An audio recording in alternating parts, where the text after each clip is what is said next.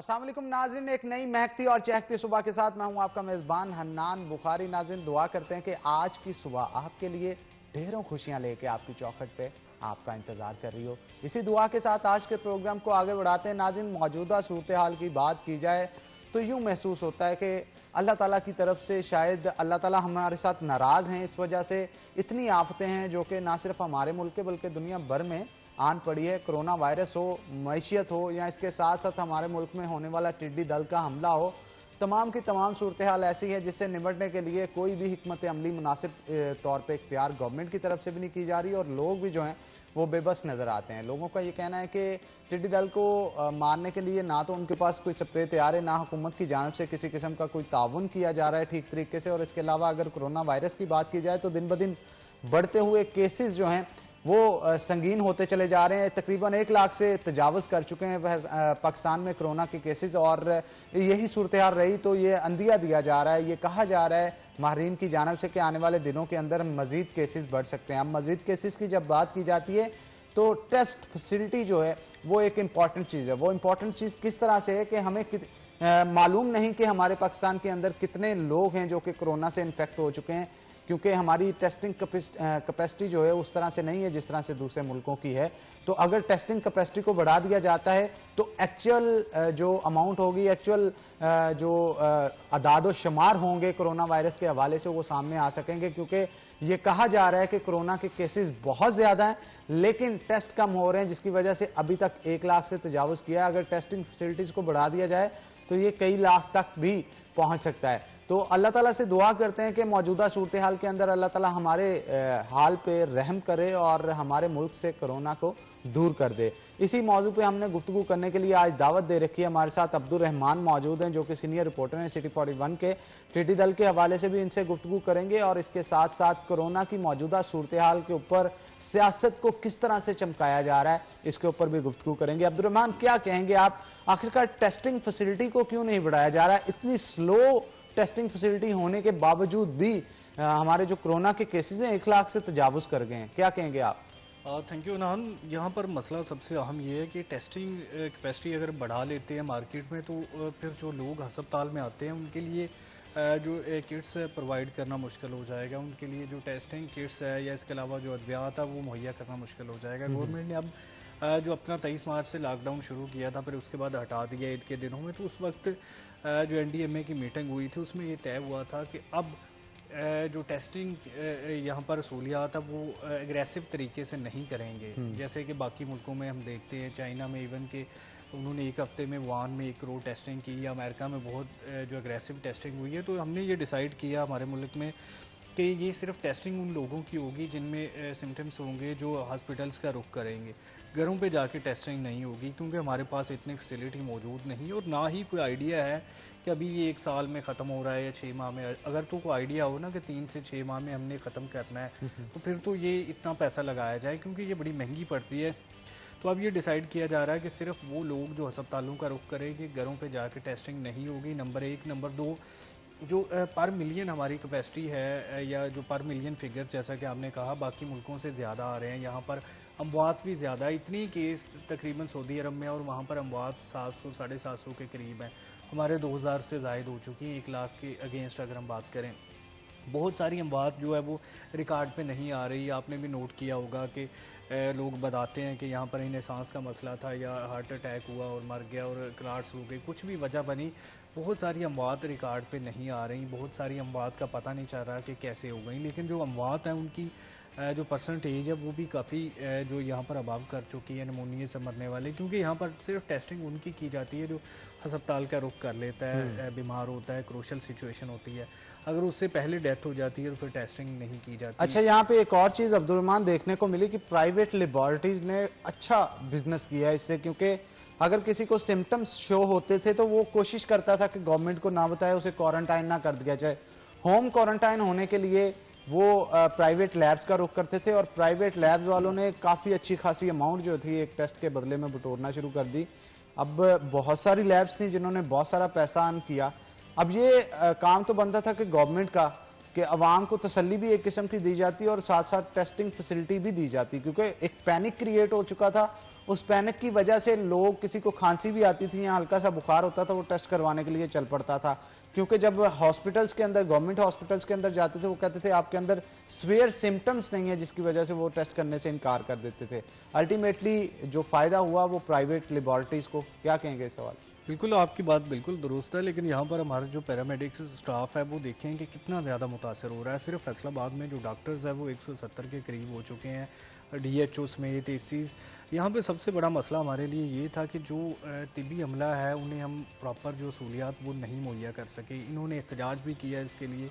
अब बाकी ममालिक में देख लें, जो तिब्बी अमला है उनके मुतासर होने की रेशो और हमारे देख लें, कहीं ज़्यादा जो होगी। सिर्फ हमारे एक डिस्ट्रिक्ट में जितने हैं इतने तो कई कई मुल्कों में नहीं है। तो ये एक बड़ा मसला है कि अस्पतालों को हम प्रॉपर सहूलियात नहीं मुहैया कर सके, और इस वजह से नहीं कर सके क्योंकि है ही नहीं। देखें कि ये मार्च से शुरू हुआ, उससे पहले ही कारोबारों की जो सूरत हाल थी, ये आखिरी जितना भी क्वार्टर है इसमें गवर्नमेंट किसी भी किस्म का कोई भी टैक्स इकट्ठा नहीं कर सकी। तमाम टैक्सेशन बंद हो चुकी है, बल्कि जितनी डेवलपमेंट हो रही थी उससे पैसा उठा के एहसास प्रोग्राम के नाम पे गरीबों को दिया गया। ये कई अरब रुपए की रकम बनती है, जिसकी वजह से डिपार्टमेंट्स के जो छोटे छोटे डेवलपमेंट के काम है वो भी रुके हुए हैं।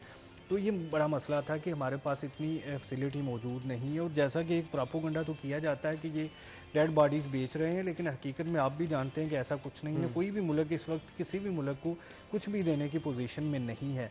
अमेरिका से जो सबसे ज़्यादा जो अमदाद आती थी उनकी जो सूरत हाल है वो आपके सामने है। इस सारी सूरत हाल में अच्छा ये हुआ है कि आईएमएफ की जानब से जो कर्जे है दोबारा रीशेड्यूल किए जा रहे हैं। एक वक्त मिल गया, लेकिन फिर भी गवर्नमेंट के पास अब कमाने के लिए सिर्फ एक ही जरिए बचा है कि वो पेट्रोलियम मसनूआत को बेचे, और उनको भी काफ़ी हद तक सस्ता किया गया। लेकिन ये टैक्सेशन का एक जरिया है। बिजली के बिल्स हैं, लेकिन उसमें भी अरबों रुपए का रिलीफ दिया गया है छोटे दुकानदारों को। तो ये गवर्नमेंट पे डबल प्रेशर है। एक तो आवाम को रिलीफ देना, छोटे कारोबारी अफराद उन्हें रिलीफ देना, जो बड़ी सनतें हैं उन्हें भी रिलीफ मुहैया करना बिजली की मद में, और दूसरी जानब उन पर प्रेशर है कि ये जो जितनी भी ये एनडीएमए की रिपोर्ट्स के मुताबिक कई लाख रुपए एक मरीज़ पे लगता है, जिसमें उस मरीज़ ने 14 दिन वहाँ पे रहना है। इन्होंने तकरीबन अपना तमाम मामला डिप्यूट किया हुआ है अच्छा हॉस्पिटल। अब्दुर्रहमान, इतने मुश्किल हालात और ऊपर से टाइगर फोर्स का क्याम, ये बिल्कुल 180 डिग्री के सूरत हाल नजर आती है, जहाँ पे जरूरत क्या थी इस चीज की? नान सियासत चमकानी है इसमें। जो लोकल बॉडीज़ के लोग थे वो तो पीएमएलएन के थे, उन्हें तो इन्होंने हटा दिया। अब यहाँ पर कोई लोग अपने आगे करने थे, जैसे कि अपने लोगों को अब्लाइज करना होता है। हालांकि इसकी कोई तनख्वाह नहीं रखी गई, लेकिन लाखों लोग रजिस्टर्ड हुए हैं। इसका ये होगा कि उन लोगों को एक तरह से लगेगा कि शायद वो भी इस प्रोसीजर का हिस्सा हैं, जैसे कि मतलब लोगों के घरों पे राशन मुहैया करना, इसके लिए इन्हें रखा गया था, लेकिन वो तो मुहैया हो गया। अब इसमें टिड्डी दल हो गया या दूसरी जो आफतें, कई इकट्ठी आफतों ने पाकिस्तान का रुख किया हुआ, तो इसके लिए अब इन्होंने अपने लोगों को किसी न किसी तरीके से ओबलाइज करना है, हुकूमती सेटअप का हिस्सा बनाना है। इसमें आप देखें कि अगर एक टाइगर जो फोर्स बनाई गई है उसके जो मेंबर्स हैं अपनी यूसी में जो भी काम करवाते हैं सरकारी फंड से करते हैं, तो उनके लिए आइंदा जो लोकल बॉडीज़ के इंतखाबात होंगे उसमें हिस्सा लेना और जीतना आसान होगा, बनिस्बत उस बंदे के जो टाइगर फोर्स का हिस्सा नहीं है उसके लिए ये बड़ा मुश्किल हो जाएगा। तो आप कह सकते हैं कि ये सियासी रिश्वत है। मैं ये भी पूछना चाहूंगा कि आखिरकार जरूरत क्या थी उसकी? सियासत चमकाना तो ठीक है, उसकी जरूरत क्या थी? मगर आप सपोज अगर आप क्याम उसका हो भी चुका है और हजारों की तादाद में यूथ के नौजवान जो हैं वो टाइगर फोर्स का हिस्सा बन चुके हैं, वो करेंगे क्या? मतलब जिले इंतजामिया तो अपनी ऐसा इकदाम से ड्यूटी सरअंजाम दे रही थी, और अब हजारों की तादाद में, दर्जनों की तादाद में जब लोग आएंगे और ज्यादा इन्वॉल्वमेंट शो करेंगे तो कोरोना फैलने का ज्यादा खतरा नहीं होगा, और जो रिसोर्सेज इस्तेमाल किए जाएंगे उसको इकट्ठा करने के लिए, उससे ही किसी गरीब का भला हो सकता था। हनान, दो चीज़ें होती हैं। जब सरकार चला रहे होते हैं तो फिर उसमें गरीब के भले से ज़्यादा अपनी पार्टी का भला करना होता है, ताकि अगला जो आइंदा इलेक्शन है वो जीतना आसान हो सके। तो इसमें भी यही सूरत हाल है कि आम अपनी यूसी में किस तरह से पेनिट्रेशन कर सकते हैं। ये इमरान खान ने एक बार तकरीर में भी किया था कि ये बेहतरीन मौका है पीएमएनएस के लिए कि वो अपने हल्के मजबूत करें, क्योंकि जो भी आफत आती है तो उसमें लोगों की नज़रें बिलाशुबा हुकूमत की जानब होती हैं, पीएमएनएस की जानब होती हैं। अभी जो टाइगर की फोर्स के अरकान हैं उनकी जानब होंगे, और अगर वो कोई छोटे मोटे काम जो कि होने तो सरकारी खर्चे पे है। अब देखिए कि कमिश्नर, डिप्टी कमिश्नर या ज़िला इंतजामिया हर मोहल्ले में तो जाके नहीं काम कर सकते ना, वहाँ पे लोकल बॉडीज़ के नुमाइंदे भी नहीं हैं। तो ये एक इनके लिए अच्छा मौका इन्हें दिया गया है कि वो ये वैक्यूम फिल कर सकें, जो खला बना हुआ था वो पूर करें, और अपनी जो पेनिट्रेशन है सरकारी फंड्स पे करें। जो आपने कहा कि ये मतलब देखें, सरकार के इकदाम से हमें कभी भी नहीं लगा कि ये कोरोना को कम करने के चक्करों में, बल्कि हमेशा एक कार्रवाई डालने के चक्करों में रहते हैं, सियासत चमकाने के चक्करों में रहते हैं। अभी कुछ रोज़ पहले आपने देखा होगा कि मास्क ना पहनाने पर करंट के झटके लगाए गए, फिर इसी तरह से लोगों को दीवारों की तरफ मुंह करवाया गया। तो उसका फासला देख लें कि वो कितना बनता है, मतलब 100 बंदा आपने दीवार के साथ खड़ा किया हुआ साथ जोड़ के, उसकी वजह से ट्रैफिक जैम हुई पड़ी है, पूरे किनार रोड की ट्रैफिक जाम हो गई, अब्दुल्लापुर की हो गई। इसी तरह से कल जो ड्रामा लगाया गया, तो ये देखिए ये ड्रामा लगा रहे हैं, खबरें चला रहे हैं कि हम बड़ी एक्टिविटीज़ कर रहे हैं। सास प्रोग्राम के नाम पे जो पैसे दिए, बेनज़ीर इनकम सपोर्ट लोगों को घरों पे दे रहा था, इन्होंने लंबी लाइनें लगवा दी। तो ये एक जानब तो यूँ लगता है कि जैसे हुकूमत जानबूझ के नहीं चाहती कि कोरोना के जो मरीज़ है कम हो, लेकिन दूसरी जानब ये भी लगता है कि ये इनकी नाअहली भी है।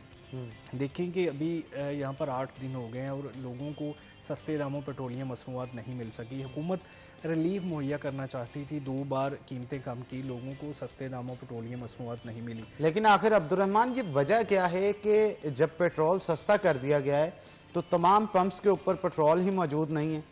कुछ के अंदर पीएसओ के जो पंप हैं उनके अंदर मौजूद है, लेकिन बहुत ज़्यादा अभी भी पेट्रोलियम के मसनूआत के जो पंप्स हैं उनके ऊपर पेट्रोल मौजूद नहीं है। लोगों की लंबी कतारें लग रही हैं। गवर्नमेंट इसकी वजह जानने के लिए कोई इनिशिएटिव क्यों नहीं ले रही? आखिरकार डिपो इनको पेट्रोल जो है वो प्रोवाइड क्यों नहीं कर रहे?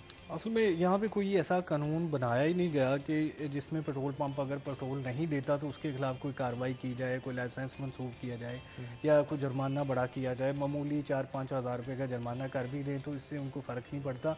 होता यूँ है कि जब उन्होंने अपना जो टारगेट मुकर्रर किया होता है कि हमने हफ्ते में इतनी सेल होती है, तो जब ये कीमत कम होनी होती है तो वो आखिरी हफ्ते में अमूमन उसका ऑर्डर नहीं देते ताकि जो कीमत कम हो जाए तो फिर उसके बाद नए ऑर्डर्स दिए जाएँ। और ये तकरीबन पिछले 1 माह से जब से ये अफवाहें चल रही थी कि रेट कम हो जाएंगे, तब ही टोटल पार्क और दूसरी बड़ी कंपनीज़ ने जो अपना यहाँ पर सप्लाई है वो रोक दी थी। आगे सेल तो हो रहा था लेकिन पीछे से मंगवाया नहीं जा रहा था कि कीमतें कम हो जाएं तो उसके बाद मंगवाया जाए ताकि जो अपनी मुनाफा की रेशो है बरकरार रहे। अच्छा, यही सिस्टम पहले भी किया जाता था कि जब पेट्रोल महंगा होता था, 100 से ऊपर छलांग या 10 या 20 रुपए इकट्ठी मारनी होती थी, तो जो पंप मालकान होते थे वो ये सिस्टम शुरू कर देते थे कि 50,000 लीटर पहले ही खरीद लेना, 20,000 लीटर पहले ही खरीद लेना, ताकि 12 घंटे बाद अगर इसकी प्राइस बढ़नी है तो वो पुराने रेट पे खरीदा हुआ पेट्रोल जो है वो नए रेट पे तकसीम किया जाए। लेकिन मौजूदा सूरत हाल के अंदर अगर सस्ता हुआ है तो पंप मालकान देने को तैयार नहीं है। और बिल्कुल ये देखिए ये एक बड़ा मसला है कि यहाँ पर इस पे बाकायदा कानून साजी होनी चाहिए कि यहाँ पर कोई भी पेट्रोल पंप मालिकाना चाहे सिर्फ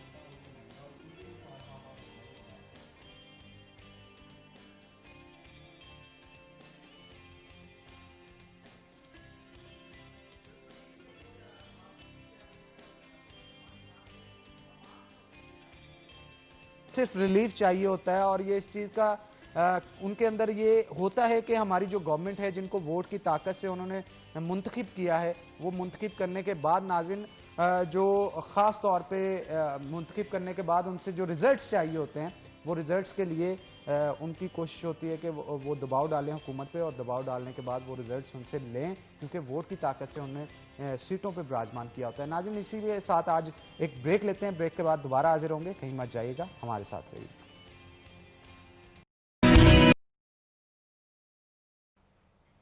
वेलकम बैक नाज़रीन। ब्रेक के बाद हमें ज्वाइन किया है मलिक उमर फारूक साहब ने, जो कि मामले खसूसी है वजीर आला पंजाब। तो वेलकम करते हैं सर आपको शो के अंदर। मौजूदा सूरत हाल के हवाले से डिस्कशन जो है वो ब्रेक से पहले अब्दुर्रहमान के साथ जारी हो सारी थी, चाहे वो पेट्रोल इशू के ऊपर हो, हमारी टाइगर फोर्स हो, या कोरोना के हवाले से मुख्तलिफ मामला जो कि हमारे मुल्क के अंदर दरपेश मसाइल हैं आम आवाम को, उसके हवाले से डिस्कशन की जा रही थी। तो मैं कोशिश करूंगा वक्तन फ़वक्तन इसी हवाले से आपसे भी सवाल करता रहूं ताकि आपके जवाब हमें मिलते रहें, क्योंकि आवाम की आवाज़ है हम, और आवाम की आवाज़ पहुंचाना अवान सदर तक या आपके अवानों तक हमारा काम है, तो वो पहुंचाते रहेंगे और आपसे जवाब उस हवाले से तलब करते रहेंगे। सर, सबसे पहले तो ये सवाल किया जा रहा है कि टाइगर फोर्स का क़याम का मकसद क्या था, और जैसे ही इसका क़याम हुआ लॉकडाउन को खोल दिया गया, क्या कहेंगे, ज़रूरी था ये?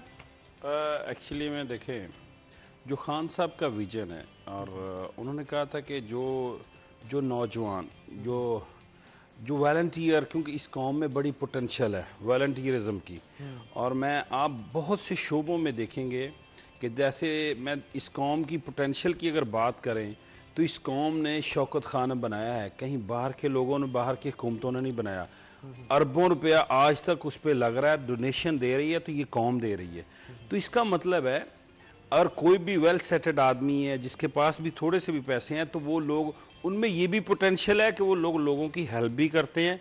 और दूसरा जो एक नौजवान है, आम आप हम लोग अपने मोहल्लों में, गांव में बहुत से ऐसे नौजवान हैं जो अगर आप 100-50 नौजवान ऐसे ही इकट्ठे कर लेती हैं, उनमें अगर आप कहेंगे कि हमने फलां काम किसी के लिए फलां गली को भी साफ करना, आपने अक्सर देखा ऐसी मुहिम चलती रहती हैं। तो वो लोग नौजवान एक वॉलंटियरिज्म जज्बे के साथ आगे आते हैं और लोगों की हेल्प आउट करते हैं। और जो खान साहब का किस तरह से करेंगे वो जो टाइगर फोर्स है कोरोना के हवाले से, क्योंकि खासतौर पे कोरोना के लिए बनाया गया, कोरोना में हेल्प कैसे करेंगे? कोरोना में देखें अभी मुझे उसके जो असल में जो खान साहब का कंसेप्ट था वो यही था कि कोरोना में जो ये टाइगर फोर्स है लोगों तक राशन भी पहुंचाएगी और लोगों को हेल्प आउट करेगी और लोगों को एक एजुकेट करेगी कि आपने कोरोना से कैसे बचना है। लेकिन अनफॉर्चुनेटली हमारे यहाँ हमारा सिस्टम और हमारा एक तबका ऐसा भी है जो इसको मुतनाज़ा करने की कोशिश कर रहा है। उनका विजन तो यही है ना कि जो इतने नौजवान बेरोजगार भी हैं या वो नौजवान जो जिनमें काम करने का जज्बा है और जिनको पैसे की लालच नहीं है। मैंने आपको पहले भी कहा इस कौम में पोटेंशियल है वॉलंटियरिज्म की, बेशक पोटेंशियल है। देखें असल मसला, देखें वो बात आपकी ठीक है कि कोरोना एक लॉकडाउन में जो कोरोना टाइगर फोर्स का एक ज्यादा काम होना था, लेकिन चूंकि लॉकडाउन खोलना पड़ा और वो भी एक मजबूरी थी। खान साहब पहले दिन से वो लॉकडाउन नहीं चाहते थे जैसा कि कर्फ्यू जैसा इंडिया में लगा। जैसे लॉकडाउन आपने देखा अमेरिका में एक फ्रस्ट्रेशन बाहर आई, एक सियाह फार्म की डेथ हो गई, लेकिन वो एक फ्रस्ट्रेशन थी जो एक कोरोना की वजह से थी, उसका भी इफेक्ट आया। और देखिए कितना उनके जो एक इतना तरक्की याफ्ता मुल्क था और हम लोग सोच नहीं सकते थे कि वो उस नेशन की, हमारे बहुत से दोस्त एग्जाम्पलें देते हैं हमारी कौम में, हमारे लोगों में, लेकिन उस नेशन का हाल देख लें कि सियाह फार्म की डेथ के ऊपर वहां पे जो दंगे और फसाद हुए हैं वहां पे भी लूटिंग हुई है, वहां पे भी दुकानों को तोड़ा गया है। तो इसका मतलब ये हुआ अगर हम यहां भी लॉकडाउन को कंटिन्यू खान साहब करते जैसा वो कह रहे हैं कि कोरोना से ज्यादा खतरनाक भूख है, तो ये देखें अगर प्रिकॉशंस मेजर्स को मैं समझता हूं सब हमारे भाई पाकिस्तानी दोस्त अपनाएं, इनको एजुकेट किया जाए और इनको अब एजुकेट होना भी चाहिए, क्योंकि हमारे जितने भी मेरे दोस्त भाई, मेरा खुद का सोशल मीडिया, हम लोग इस पर भी बहुत सी एहतियाती तदाबीर जो हमें हुकूमत की तरफ से मिलती हैं हम सोशल मीडिया पे लगाते हैं और लोगों को बताते हैं। और मैं जहां भी जाता हूं तो ये हमें प्रिकॉशन मेजर्स को मैं समझता हूं अपना के अपने आप को कोरोना से महफूज, अपने आप को, अपने घर वालों को, अपने मुल्क को भी बनाना है। बिल्कुल आप तो ये कह रहे हैं, मैं आपकी बात मानता हूं। जैसे आप कह रहे हैं कि टाइगर फोर्स के जवान अपने हलके के लोगों को एजुकेट करेंगे। अब ऐसा टाइगर फोर्स का जवान जो कि 10 भी ना पड़ा हो लेकिन टाइगर फोर्स का जवान है, वो अपने मोहल्ले के लोगों को कोरोना से एजुकेट किस तरह से करेगा, मैं ये जानना चाह रहा हूं। नहीं, मैं आपको बताऊं, असल में 2-3 किस्म के लोग हैं हमारे नौजवानों में भी, 2-3 किस्में पाई जाती हैं। एक तबका तो ऐसा है जिनको कुछ सियासतदान या कुछ ऐसे नाम नहा लीडरान भी हैं हमारे यहाँ, ऐसा तो नहीं है कि मैं अपनी पार्टी से बालातर होके एक आम हमारी नेशन की बात कर रहा हूँ। वहां पे ये भी लोगों को बताया जाता है कि टाइगर फोर्स में आए एंट्री का। एक गांव में ना बहुत से लोग मेरे पास आए कि हमें टाइगर फोर्स में आप भी हमारी वहां पे एंट्री करवा दें। तो हमें पता चला उनको ये ज़हन था एक नौकरी है, पैसे मिलेंगे, तो ऐसी बात नहीं है। देखें अगर जो जैसे एक तहसील लेवल की मैं बात करता हूं, फैसलाबाद में भी देखें लास्ट दिनों भी यहां कुछ नौजवानों ने जाके टाइगर फोर्स ने एसीसीटी के दफ्तर में जाके वहां भी काफी हंगामा किया और काफी उन्होंने वहां पे स्पीच मैंने ऑनलाइन देखी। लेकिन आपको पता था कि एसीसीटी पॉजिटिव था, एसी सदर के सिम्पटम्स थे लेकिन वो पॉजिटिव नहीं था, वो भी उसको भी बुखार चढ़ा हुआ था। तो मैं देख रहा था हमारी कौम में थोड़ा सा पेशेंस जरूर होना चाहिए। टाइगर फोर्स का एक्चुअली में वो आपकी बात थोड़ी सी, इस बात को मैं बिल्कुल इस बात को एडमिट जरूर करूंगा कि टाइगर फोर्स का जो एक मैकेनिज्म था वो सही तरीके से उसको मैं समझता हूं कि लोगों को बताया नहीं गया और मैनेज नहीं किया गया। और जैसे टाइगर फोर्स लोग ऐसी एंट्री डाल रहे हैं कि एक देखें अगर एक बच्चा डिस्कोर्ट से या किसी मेरे गांव से आता है फैसलाबाद, उसको बुलाया जाता है कि आ जाए जी एसी ऑफिस, अगर वो बेरोजगार है, अगर उसके पास पैसे नहीं तो वो किराया लगा के कैसे आएगा? तो ये चाहिए था, इसका मैकेनिज्म ऐसा होता कि जो लोकल, मैं समझता हूं लोकल नुमाइंदे हैं वहां पे, उनके जिम्मे ये लगाया जाता कि अपने अपने गांव में जो भी लोकल, हर गांव में कोई बंदे सिलेक्ट किए जाते कि उन लोगों से कुछ काम लिया जाए। तो एक्चुअली में ऐसा नहीं हुआ, कहीं पे कुछ ना कुछ खराबी थी इसमें। और मैं पहले दिन से भी इस बात पे था कि टाइगर फोर्स, हमारे बहुत से ऐसे नौजवान हैं जो गांव से लोग काम नहीं जा सकते, उनके पास पैसे नहीं है, एक दिन पे करेंगे, 2 दिन पे करेंगे, 8 दिन पे करेंगे, एंड ऑफ द टाइम वो कहेंगे ये क्या हो रहा है, हम क्यों ऐसा करें?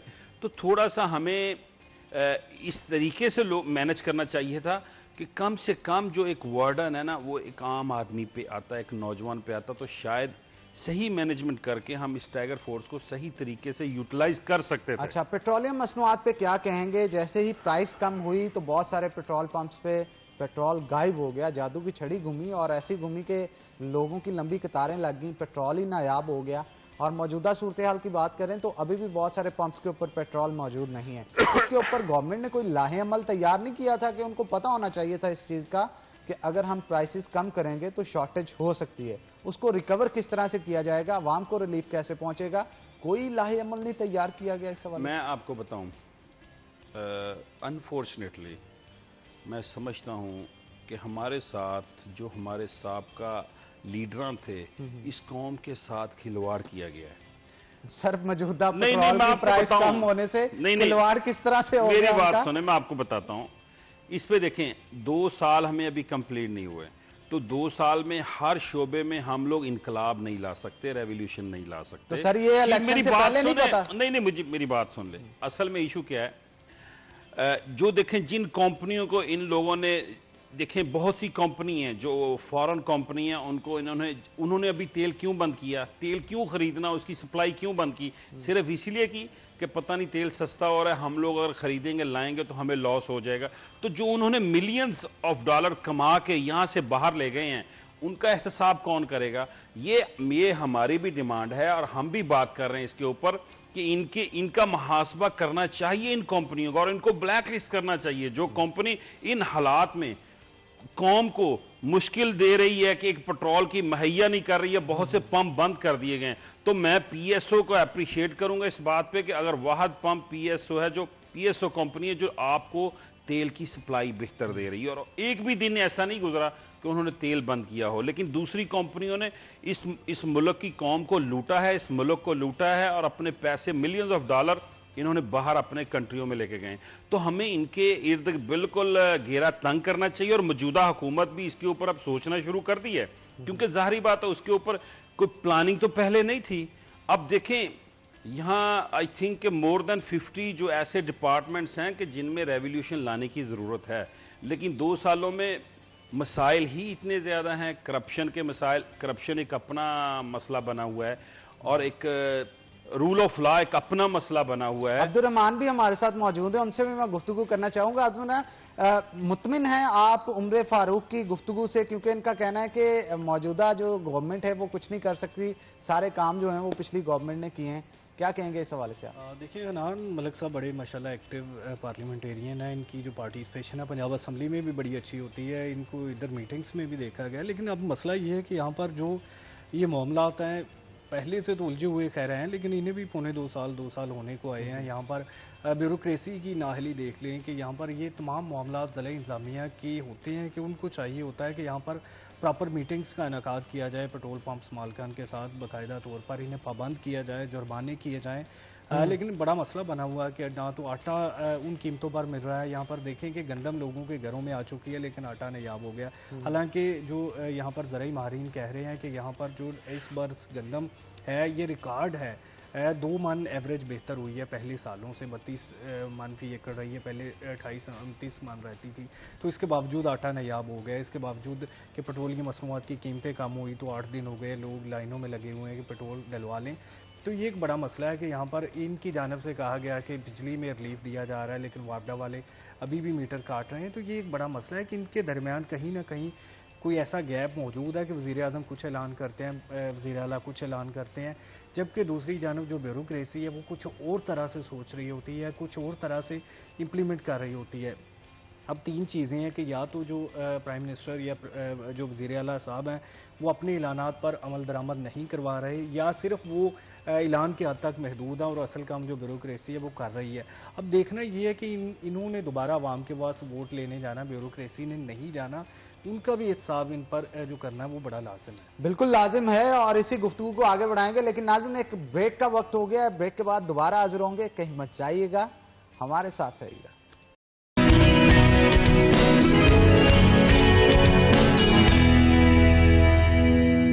बैक नाज़रीन, ब्रेक पे जाने से पहले हमारे साथ अब्दुल रहमान मौजूद थे और उमरे फारूक साहब मौजूद थे। मौजूदा सूरत हाल के हवाले से डिस्कशन जो है वो जारी और सारी थी, तो उमरे फारूक साहब की तरफ मैं चलना चाहूंगा, मजीद गुफ्तगू जो है इनसे करेंगे।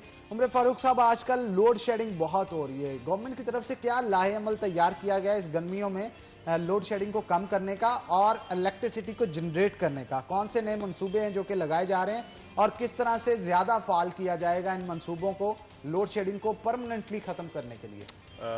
देखिए, सबसे पहले तो मैं ये आपको इस हुकूमत की मैं समझता हूँ एक कामयाबी भी समझ लें या एक उनकी एक अच्छी कावश, और ये अल्लाह की रहमत से मुमकिन हुआ कि इस रमज़ान में या पिछले रमज़ान भी आप चेक करेंगे थोड़ा बहुत शायद होगा, लेकिन इस रमज़ान में 100% जो इलेक्ट्रिसिटी है आपके घरों को, आम लोगों को इतनी फराहम की गई है कि बंद नहीं हुई, शॉर्टेज नहीं आई, और ताकि रमज़ान में कोई भी ऐसा इशू नहीं बना इलेक्ट्रिसिटी जो हमारे पिछले सालों में बनता रहा है। तो ये मैं समझता हूँ, इस पे मैं जो मिनिस्टर ऑफ एनर्जी हैं उनको मैं बिल्कुल, जो इलेक्ट्रिसिटी के हैं मैं उनको मुबारकबाद देता हूँ, खान साहब को मुबारकबाद देता हूँ, और मैं इस पे उम्मीद करता हूँ। सर, लोड शेडिंग की मुबारकबाद नहीं, जो रमज़ान में एक रमज़ान बड़ा पुरस्कून गुजरा है लोड शेडिंग के हवाले से, मैं अभी आपको बताता हूँ अभी भी क्या है। अभी आप देखें, ऐसा नहीं है कि आपके पास इलेक्ट्रिसिटी है, लेकिन मसला है जो आपका मैकेनिज्म है, जो आपका एक सिस्टमेटिक तरीके से जो बिजली आपको फ्राहम की जाती है, वहाँ पे ट्रांसफर्स आते हैं, लाइंस आती हैं, लाइन लॉसेस हैं, कहीं पे अगर कोई शॉर्टेज लाइन का, यानी मैं आपको बताऊं कि एक जो जहाँ से ये बिजली होकर गुजरती जिस सिस्टम से ना, वो आपके सारी लाइनें बदलने वाली हैं, ट्रांसफ़र सही नहीं, आपकी बहुत सी इलेक्ट्रिसिटी ऐसे ही ज़ाया हो रही है। तो ये जब तक देखें, अभी भी हुकूमत, मैं अक्सर एक मीटिंग में था इस्लामाबाद में, तो वहाँ पे ये बात चल रही थी कि जब तक आप अपनी लाइनों को अपग्रेड नहीं करेंगे, इंटरनेशनल म्यार के ऊपर नहीं लेके जाएंगे, आपकी जो बिजली की जो फ्राहमी है वो बेहतर नहीं होगी।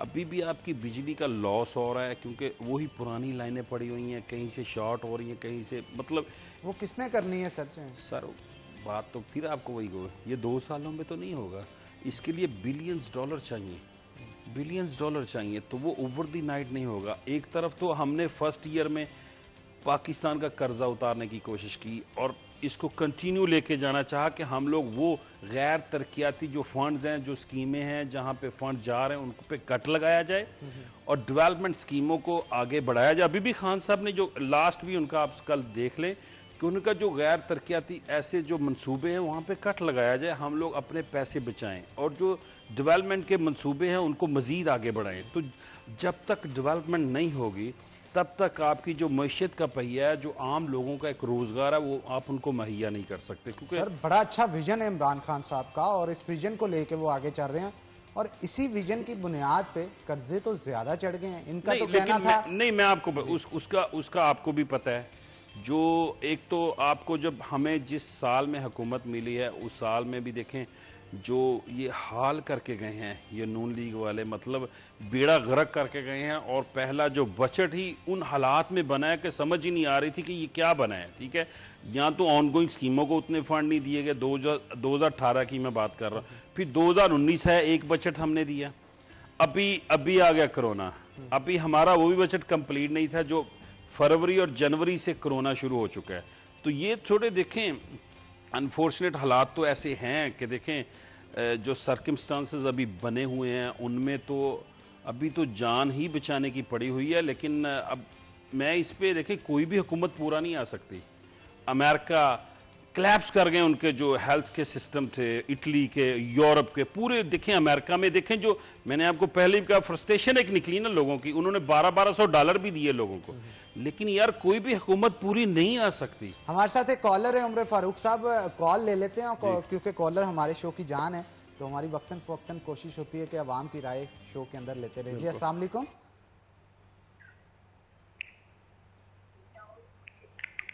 जी अस्सलाम वालेकुम, कौन बोल रहा है और कहाँ से? वालेकुम अस्सलाम सर, अदनान बोल रहा हूँ फैसलाबाद से। जी जी अदनान साहब पूछिए, क्या पूछना चाहते हैं? सर मेरा मलिक साहब से एक छोटी सी रिक्वेस्ट है जी जी कि काइंडली इनको कहें कि ये जो डिस्कोट से रास्ता है ना फैसलाबाद का, ये रोड का कुछ करवा दें, ये गवर्नमेंट में है अब। जी बहुत शुक्रिया अदनान साहब आपके कॉल करने का। उनका कहना था कि डिजकोट का रोड जो फैसलाबाद की तरफ आता है बड़ा खराब है, तो ये सिर्फ डिजकोट वाले रोड का नहीं, इस पूरे फैसलाबाद का ये हाल होता चला जा रहा है। बराए करम इस पे नजरेसानी मैं की इस जाए। पे आपको बात कहूं, मैं बिल्कुल जो अदनान साहब ने बात कही है ना, वो मेरे जज्बात की कसी। मैंने आज सुबह आपके प्रोग्राम में आना था, तो मैं 15 मिनट लेट हुआ हूं, तो ये अदनान साहब 15 मिनट लेट हुआ और माया भी इस तरीके से हूं, तो मैं यही कह रहा था या अल्लाह होनी खैर हो जाए, या अल्लाह खैर। तो मैं दिल में सोच रहा था यार कहीं रहमान को ये कहा ना जाए कि यार गाड़ी का एक्सीडेंट हो गया। तो ये इतनी डेंजर पोजीशन में मैं आया हूं, तो ये मेरी डेली को कम से कम 4-5 गाड़ियां मेरी फैमिली की, मैं खुद इसी रोड पे ट्रैवल कर, हमें बहुत तकलीफ है। और अदनान साहब मैं आपकी तकलीफ को भी समझता हूं, और मैंने कल एक अपने सोशल मीडिया पे पोस्ट भी लगाई है कि हम लोगों के जो मुश्किल हालात हैं, देखें फैसलाबाद के पूरे राउंड में अकेला समुद्री रोड नहीं है, जंग रोड चेक कर लें, सतियाना रोड चेक कर लें, जड़ावाला रोड चेक कर लें, जितने भी रोड आप चेक करेंगे 4 अरब रुपया दरकार है इन रोडों को बनाने के लिए। लेकिन मैंने तो फिर कोशिश की, एक तो जड़ावाला रोड था और दूसरा था समुद्री रोड रोशनवाला से डिचकोट तक, उसके लिए मैंने सीएम से स्पेशल जो हम लोगों ने मंजूरी करवाई थी ताकि ये रोड बने।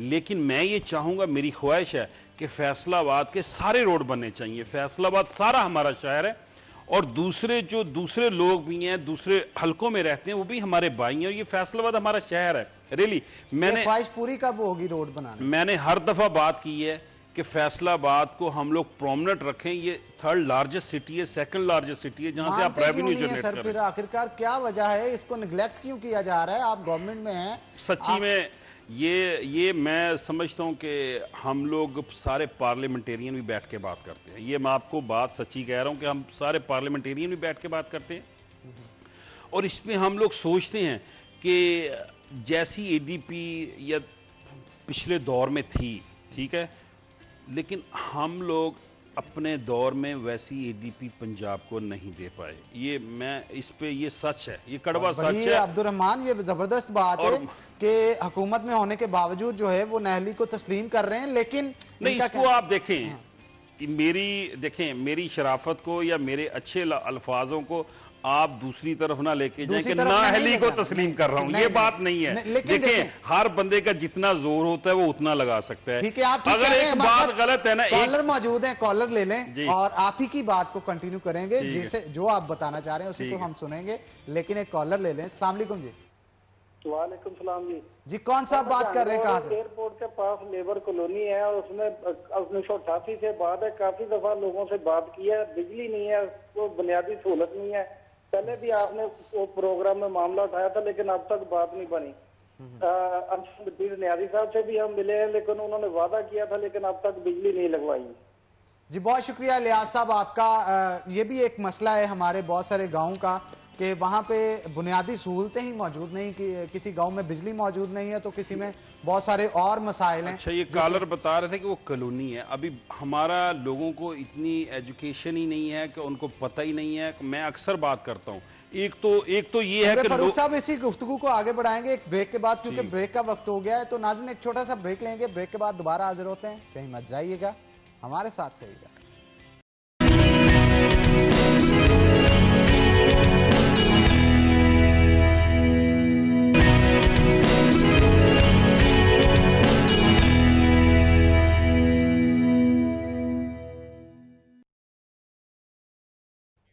वेलकम बैक नाज़रीन। ब्रेक पे जाने से पहले हमारे साथ उमर फारूक साहब भी मौजूद थे, अब्दुल रहमान भी मौजूद थे। तो अब्दुल रहमान की तरफ मैं जाना चाहूंगा। अब्दुल रहमान क्या कहेंगे आप? बहुत सारे मसाइल हैं, मसाइल का अंबार लगा पड़ा है शहर फैसलाबाद के अंदर।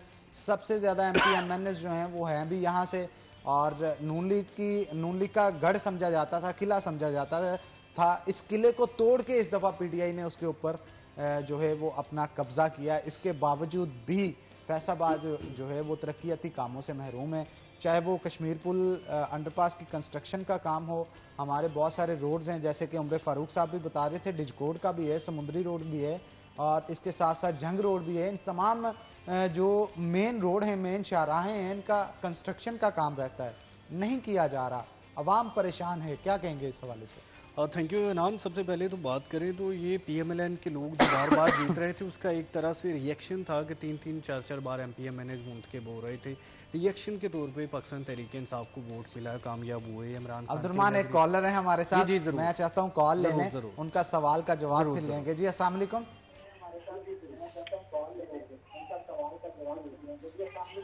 वालेकुम सलाम सर, क्या हाल है जी? जी अल्हम्दुलिल्लाह। आप अपने टीवी का वॉल्यूम कम करें ताकि आप हमारी और हम आपकी आवाज सुन सकें।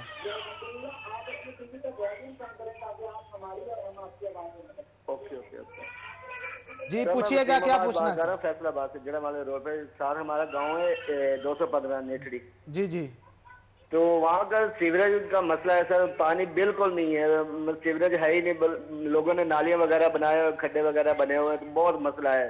कितनी दफा मैं खुद पीटीआई को वोट दिया है, पर अभी हमारी कोई बात ही नहीं सुन रहा। जी बहुत शुक्रिया आपके कॉल करने का। सर वही मसला कि पाकिस्तान तहरीक इंसाफ को वोट दिया और वोट लेने के बाद एमपी एमएनए बात सुनना भी पसंद नहीं कर रहे। मैं आपको बात बताऊं, सबसे पहले जो मैं आपको देखें, जो फैसलाबाद में जो एमपी एमएनए है ना, वो शायद हमसे काफ़ी बेहतर सिचुएशन में हैं। हमें अपने गांव में, अपने इलाकों में बहुत मेहनत करनी पड़ती है। उसके 2-3 यहाँ देखें, आपके एफडीएफ फाल है, आपके वासा फाल है, यहाँ सॉलिड वेस्ट फाल है। ये डिपार्टमेंट ऑटोमेटिक तरीके से, एक सिस्टमेटिक तरीके से काम कर रहे हैं, लेकिन हमारे यहाँ इन इदारों का वजूद ही नहीं है। जैसे देखें डिजकोट एक बड़ी आबादी का शहर है, 1 लाख से ज़्यादा आबादी का शहर है। वहाँ पे भी मेरे पूरे एरिया में बड़े बड़े गांव भी हैं जिनकी जो आबादी है मोर देन 10,000 है, लेकिन वहाँ कोई भी ऐसा डिपार्टमेंट नहीं है जो जहाँ उनको वहाँ पे जो जाके उनकी सफाई करे या उनके सीवरेज के मिसाइल चेक करे या उनके कोई भी इशू है उनको जग चेक, वो हमने ही करना है। तो ख़ास तौर पर देखें, हमें महदूद किस्म के फंड्स दिए जाते हैं। जैसे आपको मैं बताऊं, अभी हमारे फंड्स 1 साल के लिए आए हैं। मैं लोगों को भी ये बताना चाहूँगा आपके टीवी के तवसत से, 1 साल फंड आए हैं 10 करोड़, जो अभी भी शायद आ गए हैं फंड। अभी नेक्स्ट ईयर जो फंड हमें इन्होंने 2020 में दिए थे 10 करोड़, शायद वो 1-2 दिन में आ जाएं और उसका काम शुरू हो जाए, टेंडर हो चुके हैं। तो ये काफ़ी नहीं है, ये काफ़ी नहीं है। हमारे हलकों में मैं आपको बात बताऊं, मैंने जो लास्ट ईयर में भी जो फंड्स दिए, एक गांव में कम से कम कोशिश की 50 लाख रुपया दिया जाए, और 50 लाख में अगर 20 गांव ही हो सकते हैं 10 करोड़ में, तो 150 गांव है। अब आप मुझे बताएं कि मैं 150 गांव में यकमुश्त कैसे काम करवा सकता हूं? उनके बहुत से मसाइल हैं। 70 साल से वही कैंडिडेट आते रहे हैं, वही लोग आते रहे हैं जो तो एक कमीशन माफिया थे। अगर उनको सड़क को नाली बनानी है, कोई भी गली बनानी है, तो वहां से उन्हें 50% तकरीबन कमीशन लेते थे, और वहां या उनके चमचे कमीशन ले जाते थे, और लगता कुछ भी नहीं था। बिल्कुल आप ठीक कह रहे हैं, और इस चीज को वक्तन फवक्तन ही कवर किया जा सकता है। हमारे साथ एक कॉलर मौजूद है, कॉल ले लेते हैं और कॉल के बाद इसी डिस्कशन को आगे बढ़ाएंगे। जी अस्सलाम वालेकुम। वालेकुम अस्सलाम जी। जी कौन सा आप बात कर रहे हैं, कहां से? नासिर अर्ज कर रहा हूँ, समुद्री रोड मजबी वाला से जा। जी जी नासिर साहब पूछिए, क्या पूछना चाहते हैं? मैं मलक उमर फारूक साहब से ये सवाल करना चाहता हूँ सर कि एक तो समुद्री रोड की हालत ज़ाहिर है बेहतर होगी, ये भी गाहे बगाहे वहां से गुजरते हैं, इनका यही सत्ता है। और दूसरी बात कि हमारा चक नंबर 254 जो आबादी मजहब वाला है, इसका रोड है, उसकी सुनवाई कब होगी? काफी दफा इनके पास हम लोग जा चुके हैं एप्लीकेशन लेके, तो खुदारा थोड़ा सा हम पर हमारी हालत ज़ाहिर पर रहम फरमाए। जी नासिर साहब बहुत शुक्रिया आपके कॉल करने का। सर वही बात के कंस्ट्रक्शन के काम, थोड़ा सा जल्दी से मैं जवाब, 254 तकरीबन 1.2 आई थिंक 1.2 मिलियन से ज़्यादा हम लोग आई थिंक 10 मिलियन जो मैं इस गांव को दे चुका हूं। इंशाल्लाह उसका टेंडर हो चुका है। 254 गंगा सिंह ये रोड बन जाएगा, और समुद्री रोड की बात की, वो तो पहले भी हम बात कर चुके हैं। इंशाल्लाह उसका टेंडर कंप्लीट है, प्रोसेस कंप्लीट है।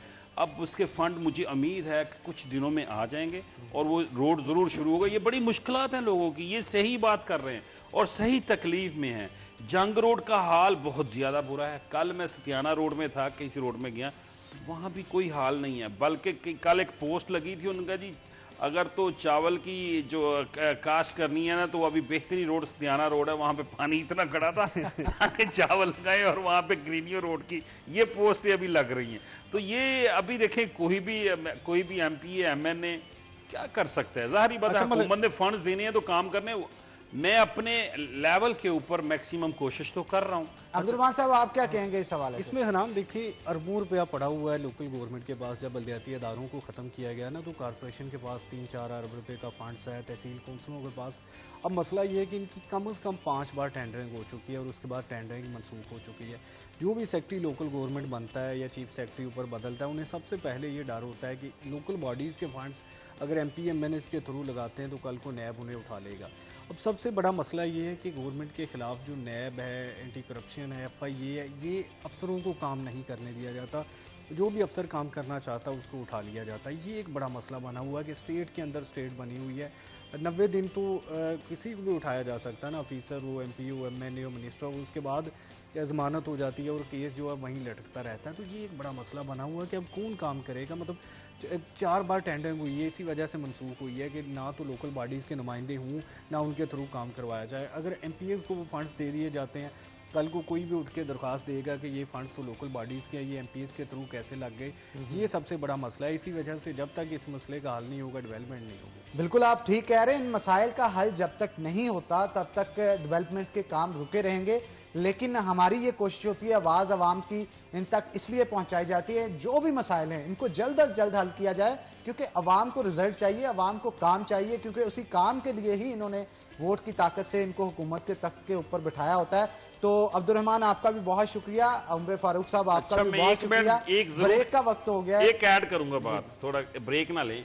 सियासतदान को आप इतना ना तो ताकतवर समझे, सच्ची में मैं पहली दफा आया हूं, सियासतदान बहुत मस्कीन है। जो करप्ट सियासतदान है वो मस्कीन नहीं है, वोट अपने कारोबार को मजबूत करने के लिए लेते हैं। जो काम करना चाहते हैं मेरे जैसे लोग, सच्ची में सियासतदान बहुत मस्कीन है।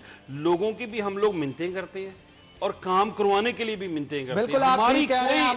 हमें रूल ऑफ बिजनेस में हमारा जो शेयर बनता है, इसी बात को कंटिन्यू करेंगे, लेकिन ब्रेक ले लें। तो बहुत शुक्रिया आप दोनों का, आप लोग आज शो का हिस्सा बने। नाज़रीन, एक ब्रेक लेंगे, ब्रेक के बाद दोबारा हाजिर होते हैं। कहीं मत जाइएगा, हमारे साथ रहिएगा।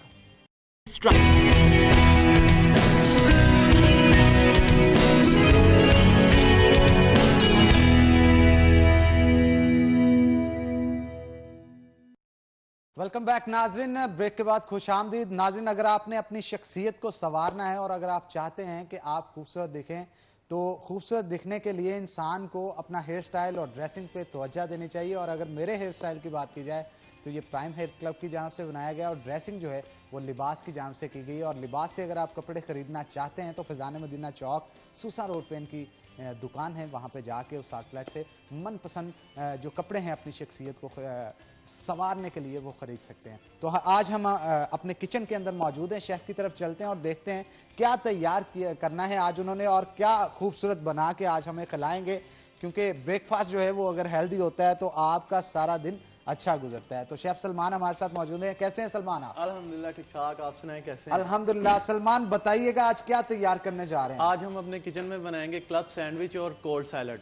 क्लब सैंडविच तैयार किया जाएगा जी। क्लब सैंडविच की जब भी बात आती है तो मेरा ये अपना मूड होता है कि सुबह सवेरे जब उठा जाए तो आपके बेड के साथ ही एक क्लब सैंडविच और उसके साथ गर्मा गर्म कॉफी पड़ी हो। तो क्लब सैंडविच आज तैयार किया जाएगा। सलमान, किस तरह से क्या तैयार किया जाएगा, क्या क्या इंग्रेडिएंट्स हम जो है वो यूज करेंगे? इंग्रेडिएंट्स इसमें मोस्टली जो आप इसकी बेस है वो ब्रेड है, साथ एग चाहिए हमें, चीज़ स्लाइस चाहिए और चिकन चाहिए। इंग्रेडिएंट्स हम साथ साथ बताते जाएंगे। बहुत ही इजी रेसिपी है जो हम मोस्टली घरों में भी बना सकते हैं, अपने बच्चों के लिए बना सकते हैं, उनको स्कूल के लिए टिफिन में दे सकते हैं, कोई पार्टीज के लिए या कोई आपके घर गेस्ट आता है उसके लिए बना सकते हैं। उसके लिए हमें क्लब सैंडविच के लिए चिकन भी तैयार करना होगा। चिकन सबसे पहले जो है नाज़रीन हबीब कुकिंग ऑयल में तैयार किया जाएगा। हबीब कुकिंग ऑयल की जब भी बात की जाती है तो डबल रिफाइन ऑयल है और इस ऑयल को खास तौर पे दिल के मामले के लिए इस्तेमाल किया जाता है क्योंकि इसके अंदर बहुत सारे विटामिन है जो कि आपकी हेल्थ के लिए अच्छे हो सकते हैं और हेल्थ के लिए अगर अच्छे हैं तो वो इसके साथ साथ जो इसके अंदर विटामिन है उनको मैं आपको बताता चलूं। विटामिन ए इसके अंदर मौजूद है जो कि आपके विजन को क्लियर करता है। इसके साथ साथ विटामिन डी इसके अंदर मौजूद है जो कि आपकी बोन्स को स्ट्रेंथन करता है। कैल्शियम को ऑब्जॉर्व करने के लिए विटामिन डी की बहुत जरूरत होती है, तो विटामिन डी भी इसके अंदर मौजूद है। और इसके साथ साथ अगर आप अपने बालों की और मजीद अपनी स्किन की खूबसूरती जो है वो संवारना चाहते हैं तो उसके लिए विटामिन ई भी इसके अंदर मौजूद है। डबल रिफाइन और इसके साथ साथ फ्लॉ कैटलिस्ट है इसके अंदर। फ्लॉ कैटलिस्ट का क्या काम होता है कि आपकी ब्लड रेगुलेशन को बेहतर करता है। ब्लड रेगुलेशन को किस तरह से बेहतर करता है? ऐसे मरीज जो कि हार्ट के पेशेंट्स हों या इसके साथ साथ उनको ब्लड प्रेशर का प्रॉब्लम हो तो नॉर्मल जो मार्केट के अंदर ऑयल इस्तेमाल किया जाता है उसको इस्तेमाल करने से उनका ब्लड प्रेशर बढ़ जाता है। तो अगर आप चाहते हैं अपनी हार्ट को और अपनी हेल्थ को बेहतर रखें तो हबीब कुकिंग ऑयल इस्तेमाल करें क्योंकि ये दिल का मामला है। तो दिल के मामले को लेते हुए ही हम आगे चलते हैं। हबीब बनास्पति भी हमारे पास यहाँ पे मौजूद है। अब हबीब बनास्पति के हवाले से भी थोड़ा सा आपको बता दूं कि आम लोग जो घरों के अंदर घी इस्तेमाल करते हैं मार्केट से लेके उसके अंदर 20% ट्रांस फैट मौजूद होता है। 20% ट्रांस फैट का मतलब है कि ये घी आपकी सेहत के लिए बिल्कुल भी अच्छा नहीं है। लेकिन खास तौर पे डबल रिफाइंड तरीके से जो बनास्पति घी हबीब वालों की जानब से तैयार किया गया है उसके अंदर 1% से भी कम ट्रांस फैट है जो कि मार्केट के अंदर बाकी तमाम प्रोडक्ट्स जो मौजूद हैं उनसे सबकत ले जाने के लिए काफी है। यही नहीं बल्कि इसके साथ साथ इसके अंदर बहुत सारे विटामिन भी मौजूद है। विटामिन ए मौजूद है, विटामिन डी मौजूद है, विटामिन ई भी मौजूद है इसके अंदर। इसके साथ साथ ओमेगा 3 फैटी एसिड और ओमेगा 6 फैटी एसिड जो कि आपकी हार्ट हेल्थ के लिए बहुत जरूरी होते हैं वो भी तमाम के तमाम इसके अंदर मौजूद हैं क्योंकि ये है बेधड़क जीने वालों के लिए। बेधड़क जीने वालों के लिए इंतखाब जो होता है वो सबसे पहले हबीब बनास्पति का होता है। तो हबीब बनास्पति के अंदर हम आज खास तौर पे जो क्लब सैंडविचेस हैं उनका चिकन तैयार करेंगे और मीट लोफ्स यहाँ पे मैं देख रहा हूँ शेफ सलमान की तरफ से काटे जा रहे हैं। अच्छा, चिकन का भी इसमें कोई अमल दखल होता है कि खासकर किस तरह का चिकन है जो कि आपने इस्तेमाल करना होता है इन सैंडविचेस के अंदर? जी, चिकन इसका ब्रेस्टेज यूज होते हैं। इसकी हमने मतलब इसको ग्रिल करना होता है। थाई अगर करेंगे तो वो बहुत ज्यादा ना छोटी आ जाती है या मतलब बहुत ज्यादा ना वो चिड़चिड़ी हो जाती है और वैसे भी इसका जो आपकी बोटी का साइज है उसे मेंटेन जो रखना होता है और जो रिक्वायरमेंट होती है उस हिसाब से जो चेस्ट का मीट लोफ है वो बेहतर रहता है। जी, इसके लिए कटिंग तो बहुत जरूरी है, बल्कि हर डिश के लिए हर कटिंग उसके लिए बहुत जरूरी होती है। इसके लिए हम ब्रस्का लेते हैं और इसको हम ग्रिल करते हैं जैसे स्टेक को ग्रिल करते हैं। ठीक है, इसे ग्रिल करने के बाद कट किया जाएगा, चॉप किया जाएगा? जी, इसका ये पूरा फिला ये जो दिखा रहे हैं हम इसको हम मैरिनेट करके ग्रिल करेंगे। ग्रिल करने के बाद इसकी कटिंग करेंगे। अच्छा, थोड़ा सा सलमान इस हवाले से भी बता दीजिएगा जो ऑडियंस देख रही है अगर वो घर के ऊपर ये तैयार करना चाहते हैं कौन कौन सी चीजें हैं जिनको खरीद के लाएं और इसे तैयार करें, रेसिपी भी थोड़ी सी शेयर करें हमारे साथ। जी, ये बहुत आसान रेसिपी है और बहुत मतलब घर में यूज होने वाली जो चीजें हैं जैसे कि ब्लैक पेपर, सॉल्ट, अंडे, सैलड पत्ता, ये अपना क्या ब्रेड है और अपना सॉसेज यूज होती हैं इसमें, सोया सॉस और चिली सॉसेज यूज। और सबसे इंपॉर्टेंट चीज हबीब कुकिंग ऑयल, जिसे हर चीज भूल जाए लेकिन हबीब कुकिंग ऑयल ना आप भूलें क्योंकि इसी से आपके क्लब सैंडविच का टेस्ट जो है वो दुबाला होगा। थोड़ा सा इसकी ड्रेसिंग के बारे में बताता जाऊं। हमने जो ब्रेड को हमने टोस्ट कर लेना, टोस्ट करने के बाद ब्रेड के ऊपर हमने मायोनीज लगाना होती है। मायोनीज लगा के इसकी हम फिर करेंगे ड्रेसिंग में हम टमाटो सैलड लगाएंगे, चीज स्लाइस लगाएंगे, चिकन लगाएंगे और अंडे को फ्राई करके लगाएंगे। फिर इसकी कटिंग की जाएगी, इसके एजेस उतार दिए जाएंगे। अच्छा, यहाँ पे आप बता रहे हैं अंडा फ्राई किया जाएगा और इसको भी ऑयल के अंदर तैयार किया जाएगा। कुकिंग ऑयल का कितना अमल दखल होता है? मेयारी कुकिंग ऑयल अगर आपके पास हबीब कुकिंग ऑयल की तरह का हो तो इससे आपके खाने का टेस्ट कितना इंप्रूव हो सकता है? जी, बहुत ज्यादा इंप्रूव होता है। उसकी वो लुक आती है, एक स्मेल जो अरोमा उसकी निकलती है वो बहुत अच्छी आती है और टेस्ट तो उसका अच्छा होता ही है। टेस्ट अच्छा होता है जी। अगर आप चाहते हैं कि घर के अंदर क्लब सैंडविच तैयार करें और जबरदस्ती हंडिया बनाएं तो आपका इंतखाब सबसे पहले अगर होना चाहिए किसी चीज का तो हबीब कुकिंग ऑयल। और हबीब बनास्पति का होना चाहिए, क्योंकि ये दिल का मामला है और बेधड़क जीने वालों के लिए। तो मैं चाहता हूं शेफ सलमान जो है इस चीज को कंटिन्यू करें अब। और शेफ सलमान ये भी थोड़ा सा बताइएगा, जो ब्रेड इस्तेमाल करनी है वो किस तरह की हो, क्योंकि ब्राउन ब्रेड भी होती है, मिल्की ब्रेड भी है, तो खास तौर पर जब आप क्लब सैंडविच तैयार कर रहे होते हैं तो आपको किस तरह की ब्रेड चाहिए? क्लब सैंडविच के लिए हमें लार्ज ब्रेड बस चाहिए, ब्राउन ब्रेड की जरूरत नहीं, हमें लार्ज ब्रेड चाहिए, उसके लिए मतलब वही यूज होगी। ठीक है, लार्ज ब्रेड के अलावा अगर खास तौर पे इसमें चीज ऐड करनी हो आपने या और कोई ड्रेसिंग करनी हो तो उससे क्या कर सकते हैं आप? जी इसमें चीज जरूर ऐड होगी, इसमें चीज स्लाइड ऐड होता है, ये इसकी रेसिपी है, रेसिपी में ऐड है। ठीक है, ठीक है। अब चीज भी मुख्तलिफ तरह की होती है, चेडर चीज भी होगी और दीगर चीजेस भी होती हैं, तो इसके अंदर कौन सी चीज इस्तेमाल की जाएगी? अगर घर के लिए देखा जाए तो वो अगर आप चैटर चीज देखेंगे तो वो आपको जरा कॉस्टली पड़ जाती है, इसलिए हम मतलब जो स्लाइस होते हैं, चीज स्लाइस होते हैं, वो हम लेंगे बाजार से। अच्छा जी, चीज स्लाइस लेंगे और स्लाइस जो है एक सैंडविच के अंदर एक स्लाइस आएगा, एक सैंडविच के अंदर एक स्लाइस डाला जाएगा जी। तो नाज़रीन, जैसा कि ये बताया जा रहा है इनकी तरफ से, बड़े ही जबरदस्त रेसिपी बताई जा रही है और जिस तरह से चीजों का बताया जा रहा है कि इसके अंदर ब्रेड भी इस्तेमाल होगी, कार्बोहाइड्रेट्स आपको ब्रेड से मिल जाएंगे और चिकन से प्रोटीन मिल जाएगा और प्रोटीन आपको एग से भी मिलेगा, और कोल्ड सैलेड जो तैयार किया जा रहा है उससे तो नाश्ते का जो मजा है वो दोबारा हो जाएगा। तो मैं वेट नहीं कर पा रहा सलमान, मैं चाहता हूं आप इसे जल्दी जल्दी तैयार कर लें ताकि हम इसे चख सकें। तो हमारे साथ मेहमान भी हमारे मौजूद होंगे, उनसे भी गुफ्तगू करेंगे, पूछेंगे कि उनका इस हवाले से क्या कहना है, क्योंकि हमारे साथ आज जो मेहमान मौजूद हैं उनका मैं तारुफ आपको करवाता चलूं। हमारे साथ अहमद जब्बार साहब मौजूद हैं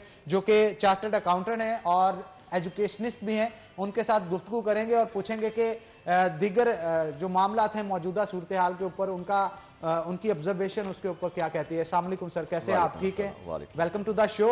मैं अहमद साहब ये पूछना चाहता हूं, क्योंकि आप चार्टर्ड अकाउंटेंट हैं, मैशियत तबाह हो गई है हमारे मुल्क पाकिस्तान की और कारोबार ठप होने की वजह से जहां पे हुकूमत रो रही है उससे ज्यादा जो हमारे छोटे ताजर हैं वो रो रहे हैं, क्या कहेंगे इस हवाले से? बिस्मिल्लाहिर्रहमानिर्रहीम। सबसे पहले तो मैं आपका शुक्रिया अदा करता हूं कि आपने इस मौजू पर मुझे ख्याल का इज़हार करने के लिए मदऊ किया। 2020 जब शुरू हुआ तो हाई होप्स के साथ स्टार्ट हुआ, किसी ने सोचा भी नहीं था और किसी ने ये शायद किसी के वहमो गुमान में भी नहीं था कि ये एक ऐसा वायरस आएगा जो दुनिया के कारोबार को इतनी बुरी तरीके से जो है वो अफेक्ट करेगा। हमें दो तरह से यहाँ देखना है, पहले हमें ये देखना है कि डेवलप कंट्रीज़ में क्या सूरत हाल है और जैसे पाकिस्तान है और वहाँ क्या पोजीशन है। डेवलप कंट्री शायद जल्दी रिवाइव कर जाएं और इससे हम देखें, हम इटली देखें, स्पेन देखें, फ्रांस देखें, वो इससे वापस आना भी स्टार्ट हो गए।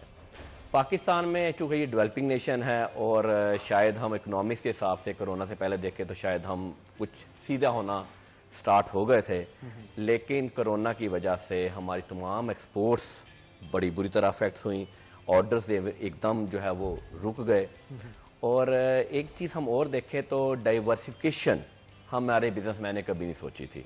मैं थोड़ा सा दोनों एंड पे करता हूँ, ज़ाहिर है गवर्नमेंट लेवल पे भी प्रॉब्लम है और अगर बिजनेसमैन के हिसाब से देखें तो उधर भी प्रॉब्लम है कि हम जो आज से 20 साल पहले या 25 साल पहले जो बिजनेसमैन अगर धागा बना रहा था तो वो आज भी धागे बना रहा है, जो कपड़ा बना रहा था वो आज भी कपड़े बना रहा है। किसी ने नहीं सोचा था कि जी हम इसको डाइवर्सिफाई करें, हम इसको कहीं ऑनलाइन की तरफ लेके जाएं, हम इसको नई इस बिज़नेस को नई जिहत दें या हम मेडस की तरफ जाएं। हाँ, लोग सोचते थे, कुछ लोगों ने सोचा भी और लोग सोचते थे, जिसने सोचना था वो कहते थे अच्छा ये 6 साल बाद या 10 साल बाद सोचेंगे। लेकिन इस कोरोना पैंडेमिक की वजह से लोगों ने जो चेंज 6 साल बाद आनी थी, लोगों में चेंज 2-3 महीने के अंदर दो महीने के अंदर अंदर आ गई। लोगों ने सोचना शुरू कर दिया, नहीं यार, we have to search the other avenues. अच्छा सर, मैं ये जानना चाहूंगा जो कोलैप्स पैंडेमिक की वजह से आया है, कोरोना की वजह से, तो आप क्या कहेंगे ये कोलैप्स के असर जो है आफ्टर इफेक्ट कितनी देर तक रहेगा, रिकवर कब तक होगी? सपोज अगर कोरोना 6 माह बाद ठीक हो जाता है और पूरी दुनिया में रिकवर हो जाता है या इसकी मेडिकेशन आ जाती है, तो उसके बाद जो इकोनॉमी कोलैप्स हुई है उसको स्टेबल होने के लिए कितना वक्त रिक्वायर है? सर मेरा ख्याल है कि इसमें मिनिमम जो है वो 1-1.5 साल तो कहीं नहीं गया, हम दोबारा जो है वो रिवाइवल में आ सकेंगे। क्यों?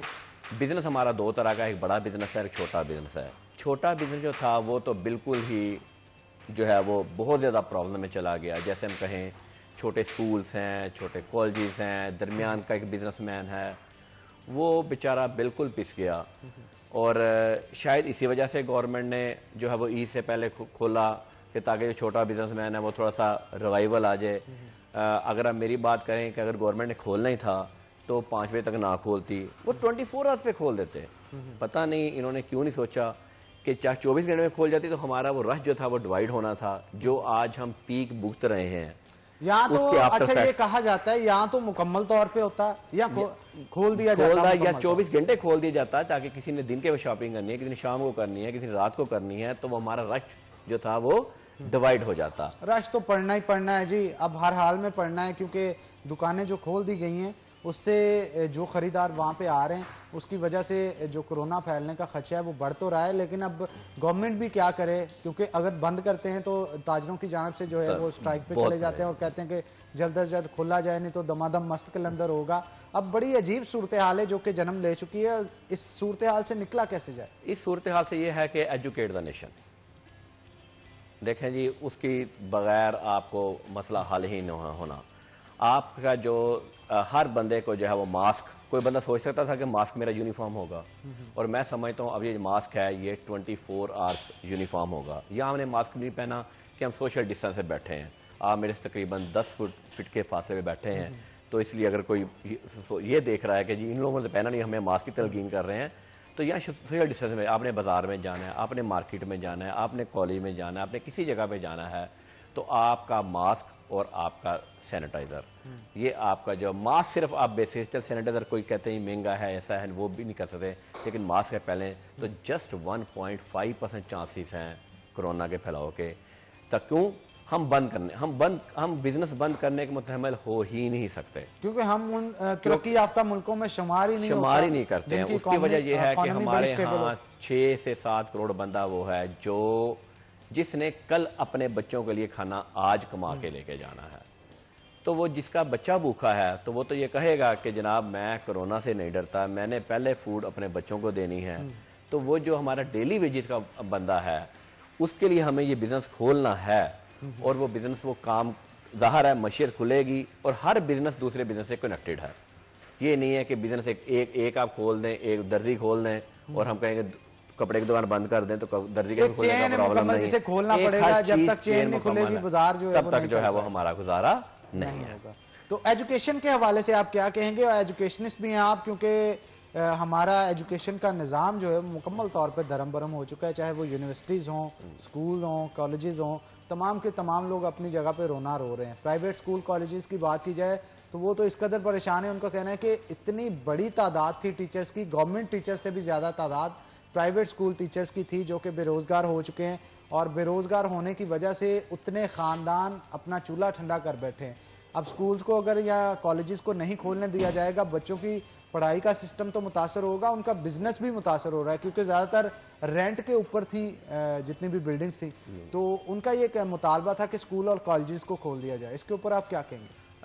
एक्चुअली ना बात यह है कि हमारा एजुकेशन सिस्टम भी है ना 2 तरह का है। एक एजुकेशन सिस्टम है जो प्राइमरी स्टार्ट हो गई जब वो इंटर तक जाता है, और कुछ बच्चे हैं जो फिर आगे यूनिवर्सिटी लेवल पे चले जाते हैं। अब यूनिवर्सिटी लेवल के जो कोर्सेज हैं जो हैं वो यूनिवर्सिटीज़ इतना वहाँ बच्चा बड़ा समझदार हो जाता है, वो ऑनलाइन एजुकेशन ले सकता है, वो ऑनलाइन एजुकेशन पे ट्रेन हो सकता है। लेकिन आप ये कहें कि आप फर्स्ट ईयर का बच्चा, मैट्रिक का बच्चा या 9th का बच्चा जो है वो ऑनलाइन तालीम हासिल करे, वो पॉसिबिलिटी नहीं है। हमें अल्टीमेटली इसके जिस तरह हमने बाज़ारों में मार्केट्स में हमने कोशिश गवर्नमेंट ने की कि SOPs के तहत कोई ना कोई इसको ओपन करने की इजाज़त दे दें, क्लास स्ट्रेंथ के हिसाब से कोई इजाज़त दे दें कि इतने बच्चों से ज़्यादा बच्चे नहीं पढ़ा सकते, इतना उसका फासला होगा।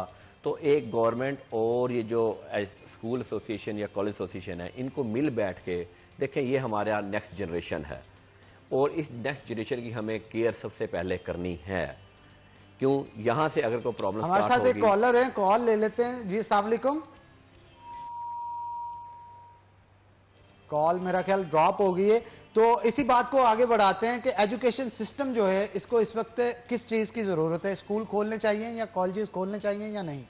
मैं समझता हूं कि दोनों एंड पे जो है वो एसओपी तैयार करके और जो है हमें, चूंकि अभी तो अगर हम बात करें तो अभी पीक चल रही है और वैसे भी अभी जो है वो एक मेंटल बना हुआ था कि हॉलीडेज का सीजन चल रहा है, तो एटलीस्ट 15 जुलाई तक हमें एसओपी तैयार करके मैं समझता हूं कि कम से कम 16 जुलाई से तो अच्छा, है। एसओपीज इस किस्म के भी तो तैयार किए जा सकते हैं कि आप अगर स्कूल को खोलते हैं, स्कूल के पास अगर 1 से लेके क्लास अव्वल से लेके 10वीं क्लास तक जो है वो क्लासेस हो रही हैं, तो इनको डिवाइड कर लिया जाए। 2 दिन आप बुला लें 9th 10th को, 2 दिन बुला लें आप जो जूनियर प्राइमरी के बच्चे हैं उनको, 2 दिन आप उससे अलावा जो बकाया क्लासेस रह गई हैं उनको बुला लें, ताकि डिवाइड करके रश भी कम हो, एसओपीज का भी ख्याल रखा जाए और तलीमी निज़ाम भी चल सके। आपका ये बहुत अच्छा आइडिया है।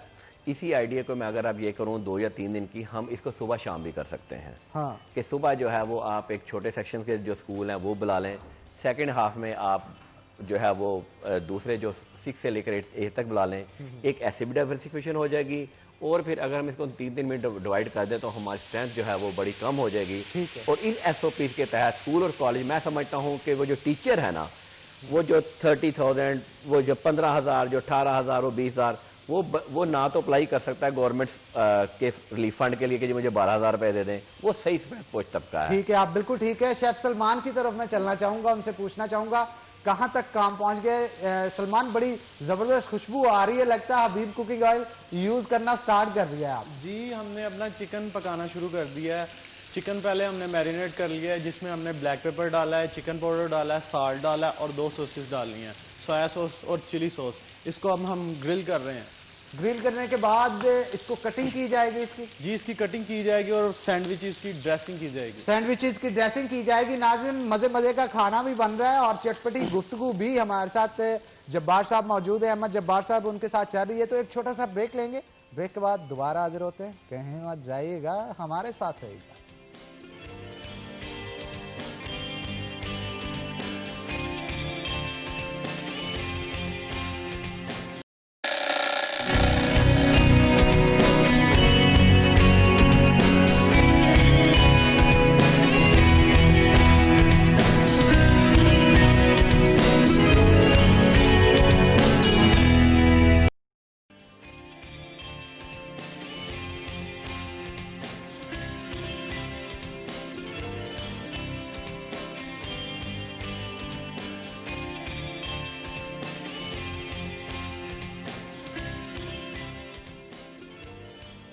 वेलकम बैक नाजरीन।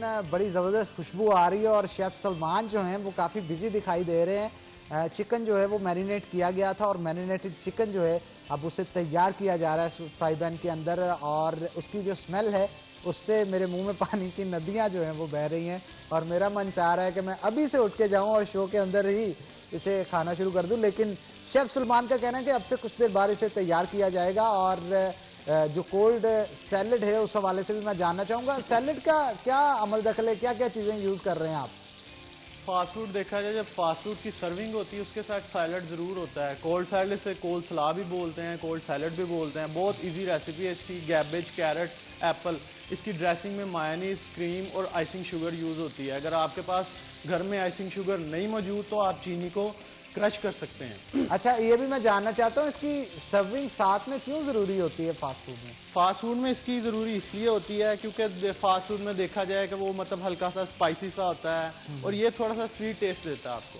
स्वीट और हल्का सा स्पाइसी, ये खट्टा मीठा टेस्ट बन जाता है। और इस खट्टे मीठे टेस्ट का मजा अगर लेना है तो नाज़रीन हबीब कुकिंग ऑयल लें आप, या हबीब बनास्पति लें, उसी में तैयार करें ताकि आप अपने जिंदगी के मजे को दोबाला कर सकें। और जिंदगी का मजा दोबाला अगर किसी साथ होता है तो वो अच्छे खाने के साथ होता है, क्योंकि अच्छा खाना खाने से आपकी जुबान पे जो टेस्ट बड्स डेवलप होते हैं वो आपके ना सिर्फ मूड को खुशगवार करते हैं बल्कि इसके साथ साथ आपका दिन भी अच्छा गुजरता है और जिस्मानी ग़िज़ा की ज़रूरियात जो हैं वो भी पूरी हो जाती हैं। हमारे साथ अहमद जब्बार साहब भी मौजूद हैं। अहमद साहब, आपको खाने में क्या पसंद है? खाने में जी जो इस वक्त जो खुशबू आ रही है इस वक्त तो वही पसंद है। जब बंदे को बिल्कुल, हबीब कुकिंग ऑयल के अंदर चीज बन रही हो तो जो बन रही है ऑटोमेटिकली दिल चाहता है। ऊपर से आपका शेफ भी माशाल्लाह एक्सपीरियंस लग रहा है। जी जी। तो मेरा ख्याल है कि शो के बाद हम जो है वो ख़त्म करके हम इसको टेस्ट करेंगे। बिल्कुल बिल्कुल बिल्कुल। अच्छा, मुझे ये बताएं कि मौजूदा सूरत हाल के अंदर अगर देखा जाए तो बच्चे जो हैं वो भी पढ़ाई से काफी हद तक दूर हो गए हैं, क्योंकि एक सिस्टम था, उस सिस्टम को चलने ही दिया जाता तो बेहतर था। अगर उस सिस्टम के रुकने की वजह से बच्चों का ध्यान जो था वो पढ़ाई में लगना सा कम हो गया है, उसकी वजह से अब दोबारा जब इसे सिस्टम को शुरू किया जाएगा तो जमे हुए पहिए को घुमाने के लिए काफी मेहनत दरकार होगी। क्या कहेंगे इस हवाले से? बिल्कुल, ये एक्चुअली एक तो बात यह है कि बहुत सारे जो हमारे मीडियम क्लास जो स्कूल से कईयों टीचर्स फारग कर दिए। ज़ाहिर है जब भी किसी भी चीज़ को आप चलती को रोक देंगे तो उसका रिवाइवल फैक्ट जो है वो उसने डबल टाइम लेना है। आप किसी चीज़ को रोक तो देते हैं, लेकिन रिवाइवल के लिए बच्चे भी आदी हो गए, घर बैठने के, शायद मोबाइल्स पे वो आगे हमारा बहुत ज़्यादा प्रॉब्लम था। तो एक तो ये था कि बच्चा जब स्कूल में आता है, कॉलेज में आता है, तो उसको हम, चूँकि मैं एजुकेशनिस्ट भी हूँ, तो हम खाली उसको पढ़ाते नहीं हैं, हम उसको एथिक्स भी सिखाते हैं, तरबियत भी देते हैं, हम उसको क्लास में बैठना भी सिखाते हैं, हम उसको फेस टू फेस बात करना भी सिखाते हैं कि बेटा आपने ये कैसे करना है। जबकि ऑनलाइन एजुकेशन ज़ाहिर है जो चल रही है उसमें आप ये चीज़ें बच्चों को पढ़ा तो सकते हैं, बच्चों की अखलाकी तरबियत आप नहीं कर सकते। ऑनलाइन क्लासेस का एक और भी बड़ा फ्लॉ है कि उसके अंदर बच्चे, मैंने अक्सर देखा है यूनिवर्सिटीज़ की क्लासेस के अंदर वीडियोस बहुत वायरल हुई हैं सोशल मीडिया के ऊपर के बच्चे मजाक उड़ाते हैं और कोई कुछ कर रहा होता है, नॉन सीरियस बिहेवियर होता है। अब उस नॉन सीरियस बिहेवियर में क्लास में बच्चा सामने बैठा हो उसको तो रोका जा सकता है, ऑनलाइन क्लास में किस तरह से रोका जाए? डेफिनेटली जी, ये एक ऐसा गैप है, ये इस गैप को हम कवर नहीं कर सकते।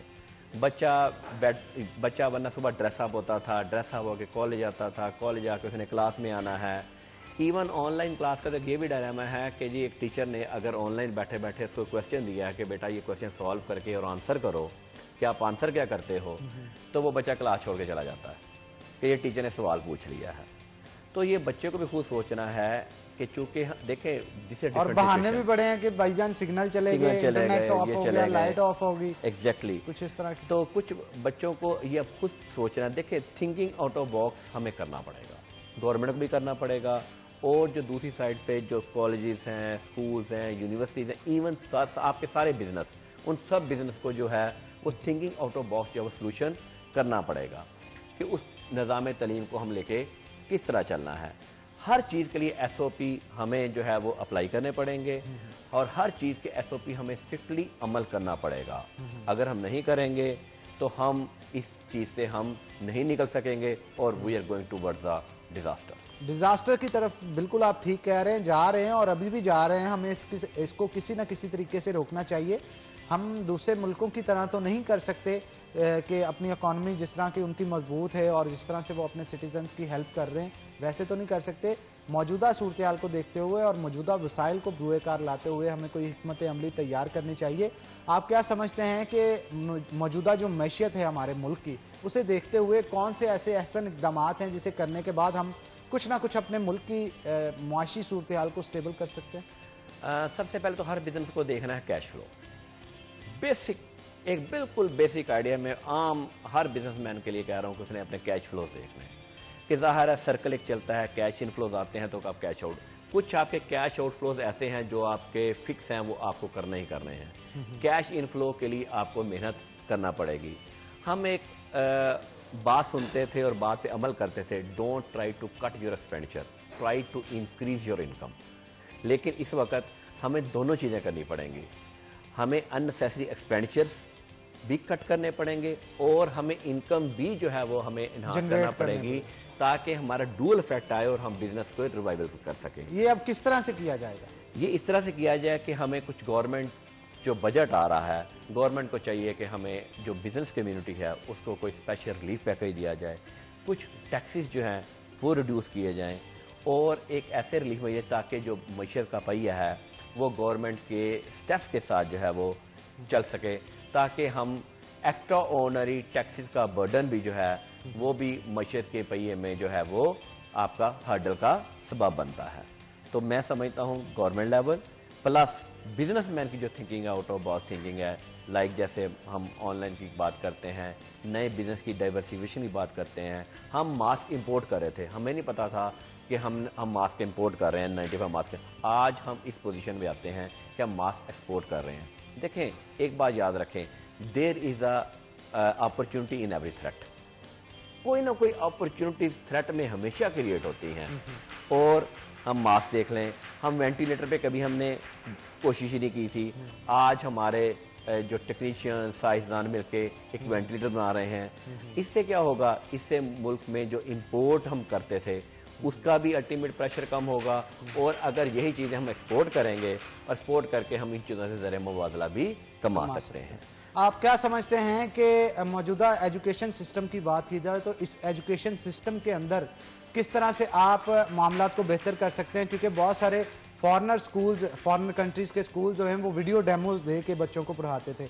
अगर वो वीडियो डेमोज जो हैं हम बच्चों को घरों के अंदर देना शुरू कर दे तो उससे बेहतर निज़ाम तलीम मुतारफ करवाया जा सकता है। इसी सवाल का जवाब लूंगा, लेकिन एक छोटी सी ब्रेक के बाद, क्योंकि ब्रेक का वक्त हो गया। तो नाज़रीन, एक ब्रेक लेते हैं, ब्रेक के बाद दोबारा हाजिर होते हैं। कहीं मत जाइएगा, हमारे साथ रहिएगा।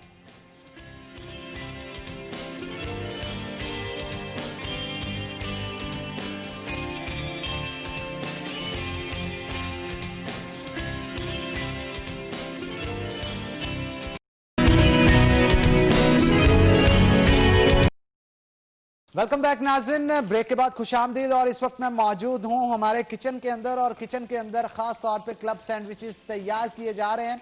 स्टेक्स तो मैं देख रहा हूं कि तैयार कर लिए गए हैं और उनको कट किया जा रहा है शेफ सलमान की तरफ से, और अंडा जो है वो फ्राई किया जा रहा है। तो शेफ सलमान जो हैं उनसे मैं पूछना चाहूंगा, काम कहां तक पहुंच गया है? जी, ये काम हमारा कंप्लीट हो चुका है। हमारे अंडे फ्राई होने के बाद हम इसकी आपको ड्रेसिंग करना बताएंगे 2 से 3 मिनट। ठीक है, ड्रेसिंग बताई जाएगी जी। और इसके साथ साथ मैं देख रहा हूं कि कोल्ड स्ला जो है वो भी तैयार किया जा रहा है, और उसके अंदर जो एप्पल्स हैं उनको भी इस्तेमाल किया गया है, वेजिस भी इस्तेमाल की जा रही हैं, कैरेट्स भी इस्तेमाल की जा रही हैं। और अंडा जो इस वक्त तैयार किया जा रहा है वो खास करके हबीब कुकिंग ऑयल के अंदर तैयार किया जा रहा है, क्योंकि हबीब बनास्पति के अंदर भी तैयार कर सकते थे, लेकिन मैंने इनसे फरमाइश की थी कि खास तौर पे हबीब कुकिंग ऑयल के अंदर तैयार किया जाए, क्योंकि ये दिल का मामला है। तो दिल के मामले के अंदर जायकों का होना बहुत जरूरी है, और जो जायके तैयार किए जा रहे हैं उससे टेस्ट जो है वो दुबाला हो जाएगा। और अभी जैसा कि आप देख भी सकते हैं कि अंडा जो है वो तैयार किया जा रहा है, और ये अंडा प्लेस किया जा रहा है सैंडविचेस के ऊपर। और जैसे ही इसके अंदर से ऑयल सक हो जाएगा जो टिश्यूज के ऊपर इसे प्लेस किया गया है, उसके बाद इसे जो मैरिनेटेड चिकन जिसे तैयार किया गया था उसके साथ कट करके सैंडविचेस के अंदर लगाया जाएगा। ये हम आपको ड्रेसिंग करनी थी जी, ड्रेसिंग की जा रही है। और ड्रेसिंग किस तरह से की जाएगी आप देख भी सकते हैं कि उसके अंदर मायोनीज अभी लगाई जा रही है। मायोनीज लगा के उस पेस्ट को मुकम्मल तौर पे लगा दिया जाएगा ब्रेड के ऊपर। और इसके बाद सलमान साथ साथ गाइड करते जाइएगा क्या क्या लगा रहे हैं। सबसे पहले हमने अपनी ब्रेड को टोस्ट कर लेना है। टोस्ट करने के बाद हमने इस पे सैलेड पत्ता रखना है। ठीक है, और मायोनीज लगानी है। मायोनीज लगाने के बाद सैलेड पत्ता इसके ऊपर लगा दिया जाता है। जैसे कि आप देख रहे हैं 2 सैलेड पत्ता इसके ऊपर लगा दिए गए हैं। खूबसूरती भी काफी बढ़ जाती है। बिल्कुल, वो तो नजर आ रही है और खूबसूरती बढ़ और रही है। वेजी भी इसमें मतलब टमाटो हमने ऐड करने हैं। अच्छा, कुछ लोगों को टमाटो पसंद नहीं भी होता, तो वो इसे ऐड अगर नहीं करना चाहते तो नहीं भी कर सकते, कोई इशू नहीं है। और इसके साथ साथ अगर आप टमाटो की जगह कोई और चीज ऐड करना चाहें, ऑनियन ऐड हो सकता, नहीं ककम्बर नहीं ऐड होगा, ककम्बर नहीं ऐड होगा, वो इसका टेस्ट खराब करेगा। इसमें आप ऑनियन ऐड कर सकते हैं।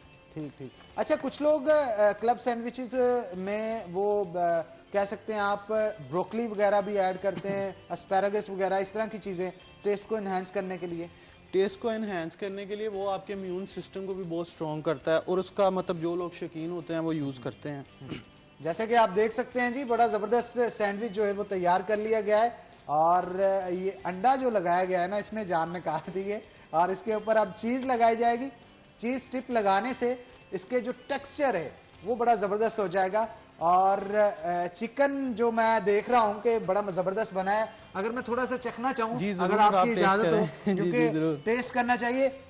हबीब कुकिंग ऑयल के अंदर इसे तैयार किया गया है, और हबीब कुकिंग ऑयल के अंदर तैयार की गई चीज को अगर इस्तेमाल ना किया जाए तो वो ज्यादती होगी। तो शेफ सलमान हमारे साथ मौजूद हैं, अब कटिंग करने जा रहे हैं। मैं उनसे पूछूंगा कि शेफ इसके हवाले से बताइएगा, ये जो कटिंग कर रहे हैं आप खास तौर पे, इसके हवाले से बताइएगा, बहुत सारे लोग नहीं करते और इसी तरह खाना शुरू कर देते हैं इसको। इसके साइड पे एजेस होते हैं, ये जरा जब हम टोस्ट करते हैं ब्रेड तो ये हार्ड हो जाते हैं, इस वजह से हम इसको कट कर देते हैं और इसकी एक लुक भी अच्छी बन जाती है। अच्छा, लुक अच्छी बनने के साथ साथ ये दरमियान से जो ब्रेड निकलती है बड़ी सॉफ्ट होती है और इसका टेस्ट भी इंप्रूव हो जाता है इससे। जी, मुझे थोड़ा सा ये भी बताइएगा कि कितनी क्वांटिटी में अगर आपके पास चिकन है तो उससे कितने सैंडविचेस तैयार किए जा सकते हैं? अगर आपके पास 1 पाव चिकन है, इसके लिए हमें बोनलेस ही चाहिए होती है। 1 पाव चिकन के साथ 3 से 4 सैंडविचेस रेडी हो जाएंगे, जिनके 2-2 पीसीज होते हैं। 2-2 पीसीस के 3 से 4 से सैंडविचेस जो हैं वो तैयार कर लिए जाएंगे और इनका यही कहना है